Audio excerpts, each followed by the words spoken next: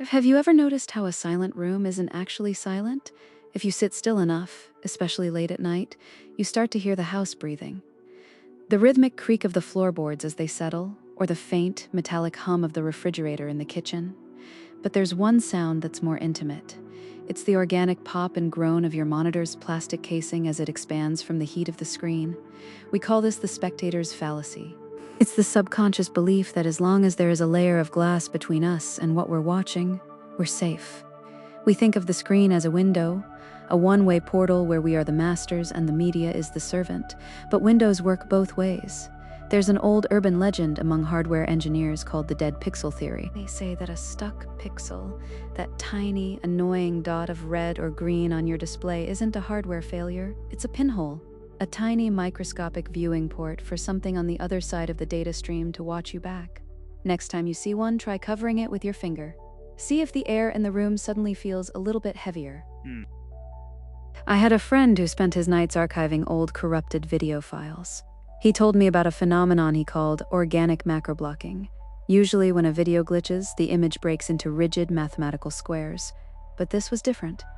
He showed me a clip where the pixels didn't just square off, they seemed to stretch and tear, almost like skin being pulled over a sharp edge. In the background of this particular video, there was a figure. It was just a shadow, really. But its movement was wrong. While the rest of the scene was stuttering at 15 frames per second, this figure was moving with a fluid, terrifying speed, faster than the video's own refresh rate. And then there was the audio. He turned the volume up, and it wasn't the usual digital hiss. It was a low-pitched, wet sound, rhythmic, like a heavy, oversized tongue moving slowly against a soft palate. It sounded less like data corruption and more like something salivating. He didn't finish the video. He told me that when he tried to close the window, the cursor wouldn't move. He said he felt a sudden, sharp chill, not from the air conditioning, but from the blue light of the screen itself, reflecting in his own eyes like a second, colder sun. That's when he did what anyone would do. He clicked the pause button, but the interface didn't respond. The progress bar turned a deep, bruised shade of purple, and the timestamp froze at 03:33. Yet the entity on the screen didn't stop.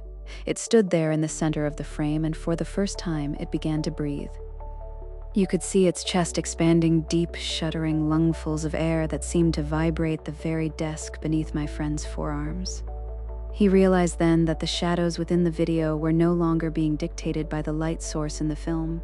They were stretching, creeping toward the edges of his monitor, spilling over the bezel like spilled ink, and then the entity began to mimic him. When my friend leaned back in horror, the figure on the screen leaned back. When he gripped his mouse until his knuckles turned white, the figure's distorted hands clamped together in the exact same position. It was mathematically aligning its reflection with his reality, erasing the boundary between the viewer and the viewed. The high-pitched ringing in his ears became unbearable, a static-induced whine that felt like it was drilling into his optic nerve. He wanted to look away, but he couldn't.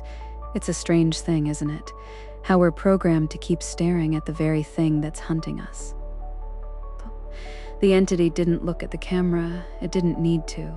It was looking slightly to the side, tracking my friend's actual pupils as they darted across the screen. It wasn't watching the actor in the room. It was watching the witness. The screen's black levels began to deepen unnaturally, turning the monitor into a perfect obsidian mirror.